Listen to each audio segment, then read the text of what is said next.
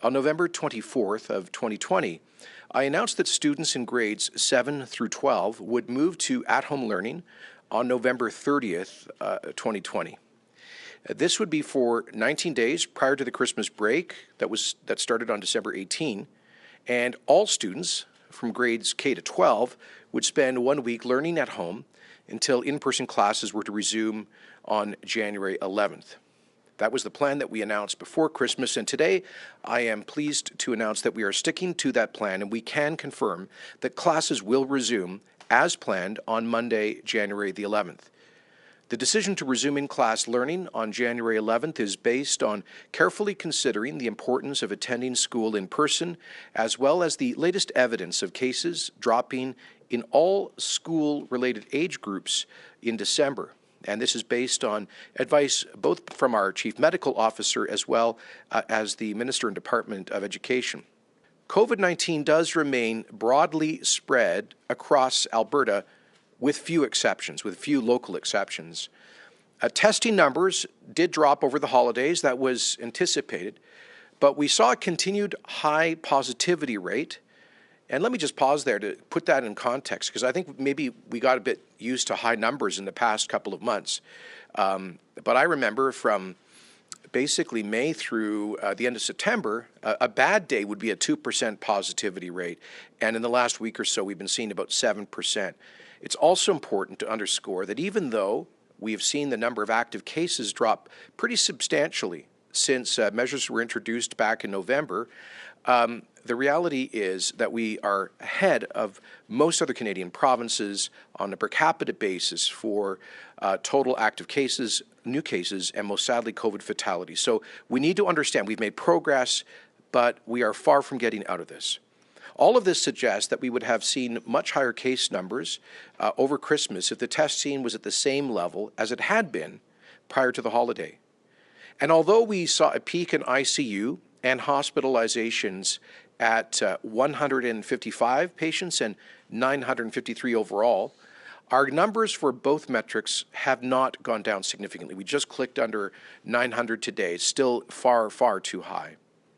Alberta's current health measures will remain in effect for at least 2 more weeks. Let me pause to say that when we announced the current policies back in December, we said that we would review them in a month. We had a lengthy meeting of the COVID Cabinet Committee today to review this, the latest up-to-date data, and on things like hospitalizations, the rate of transmission, the positivity rate, and all of that.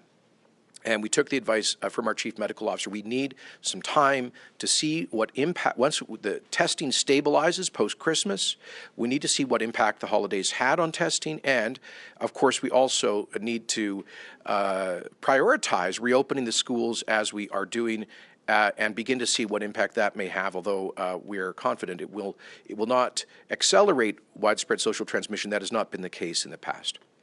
That means that all Albertans, businesses, organizations, and service providers must continue to follow existing health measures until at least January 21st. Now, I know this is particularly frustrating to hear all of this right now when you've seen news stories about politicians and political staff traveling abroad, and let me address that. I know that Albertans are angry because of the terrible judgment that many in government have shown, and they are right to be angry. I had heard Albertans loud and clear. After all of the terrible sacrifices that people have made for 10 months, it was insulting for government leaders to holiday outside of the country. Albertans said they wanted there to be consequences. I heard them, and there have been serious consequences. They were right to make that demand, and that is why those responsible lost jobs, suffered demotions, and we have changed our policies to ensure that elected officials, people in senior positions of public trust, do not travel abroad during this pandemic unless it is for truly essential business reasons. I don't foresee those circumstances.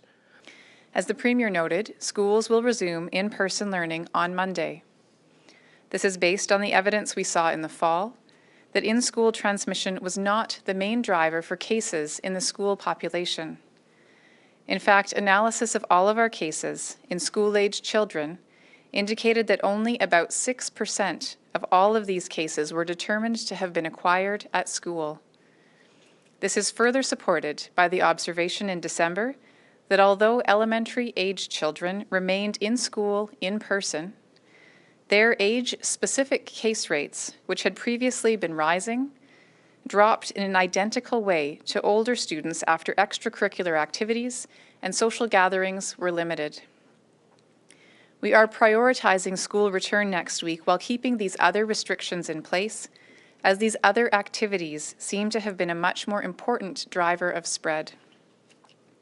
Supporting our students to be in school provides a great benefit to our society and underscores the need to continue reducing community transmission to protect our schools. There are no risk-free options with COVID, but as I have outlined, our data indicates that the current school model in place is largely effective at limiting in-school transmission.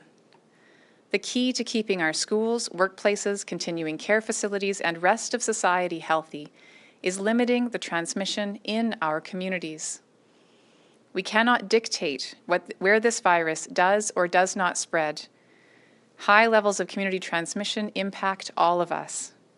That is why it is essential that we continue to keep the current measures in place